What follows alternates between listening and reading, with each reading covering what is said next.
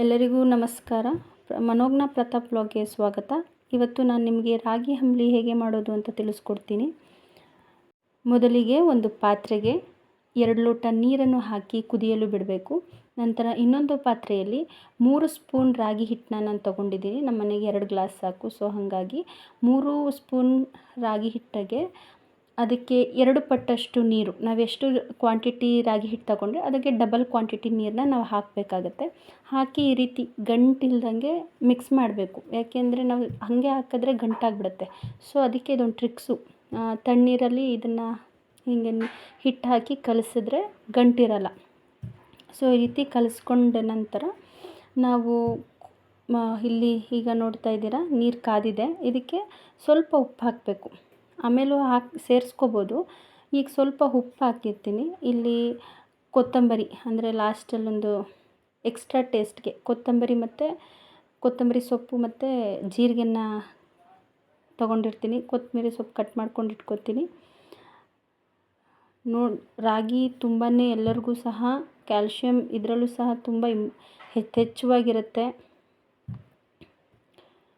So ಜೀರಿಗೆನ ಕುಟ್ಟಿಟ್ಕೊತಾ ಇದ್ದೀನಿ. ಪುಡಿ ಮಾಡಬೇಕು, ತುಂಬಾ ಪುಡಿ ಮಾಡಿ ಇಟ್ಕೊಳ್ಳಿ. ಹಂಗಂಗೆ ಬಾಯಿಗೆ ಸಿಗೋ ಥರ ಮಾಡಬೇಡಿ, ನುಣುಪಾಗಿ ಪುಡಿ ಮಾಡಿಟ್ಕೊಳ್ಳಿ.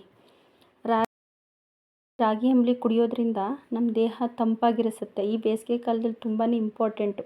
ನಂತರ ನೋಡ್ತಾ ಇದ್ದೀರಾ, ಕಾದಿರೋ ನೀರಿಗೆ ಈಗ ಕಲಸಿಟ್ಕೊಂಡಿರ್ತೀವಲ್ಲ ರಾಗಿ ಹಿಟ್ಟನ್ನು, ಅದನ್ನು ನೀಟಾಗಿ ಅದಕ್ಕೆ ಹಾಕಿ ನೀಟಾಗಿ ಗಂಟಿಲ್ದಂಗೆ ಕಡಿಮೆ ಫ್ಲೇಮ್ ಕೊಟ್ಕೋಬೇಕು.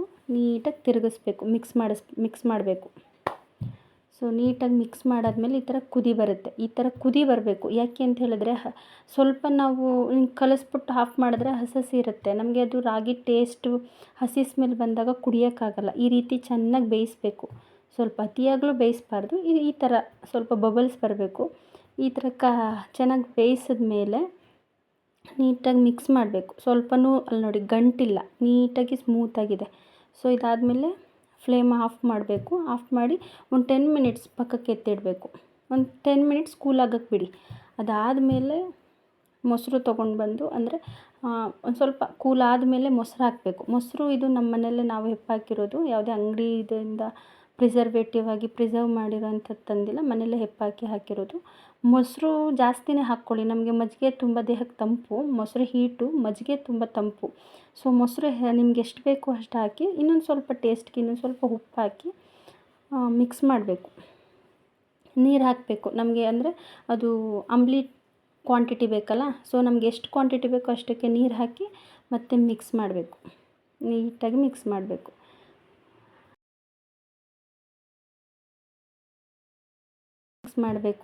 ಮಿಕ್ಸ್ ಮಾಡಿ ನೋಡಿ, ಇವಾಗ ಅಂಬಲಿ ರೀತಿ ಆಗಿದೆ.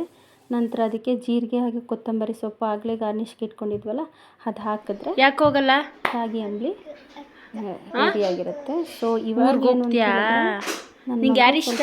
ತುಂಟಾಟ ಮಾಡ್ತಾ ಇದ್ಲು ಅಕ್ಕ. ಇಷ್ಟ ಅದು ನಿಮಗೆಲ್ಲ ಇಷ್ಟ ಆಗುತ್ತೆ ಅಂತ ಅಪ್ಲೋಡ್ ಮಾಡಿದ್ದೀನಿ ಅಷ್ಟೇ, ಇದೇನು ಬೇರೆ ಏನಿಲ್ಲ. ಇವಾಗ ಅಂಬಲಿ ಕುಡ್ದಲ್ಲ, ಚೆನ್ನಾಗಿತ್ತಾ? ಹೇಳಿ ಏನು ಹೇಳಿದಾಳಂತ. ಹೆಂಗಿತ್ತು ತೋರಿಸು. ಸೂಪರ್ ಆಗಿತ್ತಾ?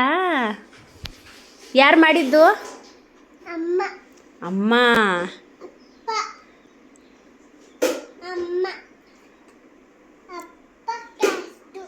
ಅಪ್ಪ ಕಾಯಿಸ್ತಾ?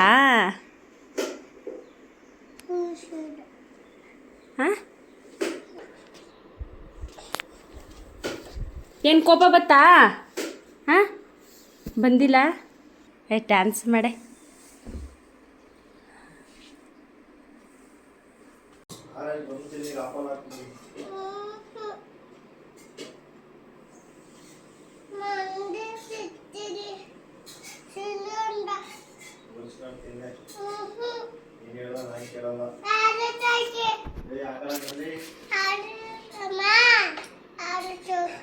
ಆರೆಂಜ್ ತಿಂತ್ಯಾ?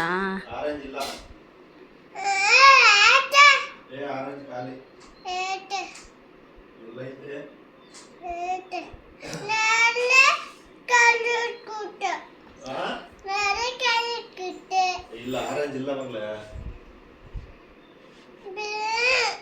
ಆಪಲ್ ತಿನ್ನ ಮಗ್ಲ.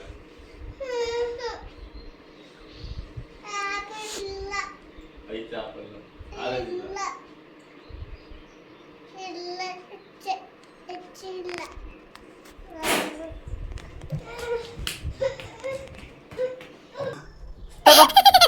ಖುಷಿಯಾ?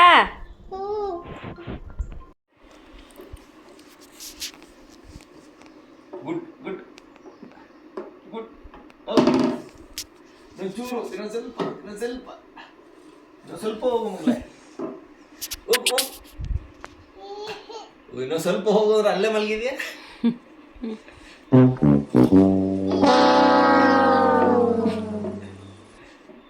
ಹಾ ಹಾಕು ಬ್ಯಾಟು ಹಾಕು ಹಾಕು. 15 ಸಿಕ್ತಿದೀಯಾ? ಅದೇ ಅರ್ಥ ಕೊಡ್ತಾರೆ. ಹಾ ನೀವು ಸ್ವಲ್ಪ ರುಚಿ. ಹಾಂ ಬರ್ತಾ ಇಲ್ವಾ? ಎಲ್ಲ ಹಾಕೊಳ್ಳೋದು? ಎಲ್ಗೆ ಹಾಕೋದು? ಓ ನಿನ್ಗೀಗ ಬೇಕಾ?